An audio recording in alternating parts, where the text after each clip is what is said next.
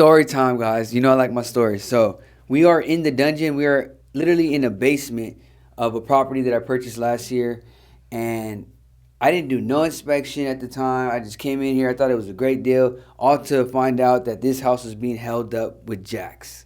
Quite literally, there was literal jacks holding up this entire property. The house was falling. It was sinking. An inspector came and flagged this place. They said I couldn't occupy it. They said I couldn't do anything until I fixed the foundation. So as you see, I've since done some upgrades to the foundation. This is what you call a foundation pier and post. So these are pads here. They go down 2 feet. You got concrete holding up these posts that are holding up these 4x8 girders that run across the entire property.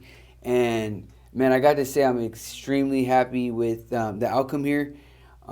This is a big lesson for me and really for all of you to make sure that when you're buying a property, you do your proper investigation, your due diligence to make sure that you're not buying something that you're not going to be able to maintain over time. Luckily for me, I had the manpower, the resource to get this fixed in a timely manner, and I'm very happy with the outcome. So I highly encourage, if you are doing any investments in real estate, specifically residential, guys, make sure that the foundation is solid, because this property, I tell you, it was literally falling down, and these are the these are the damn things that were holding up this entire house, like literal jacks that you would jack up a car with.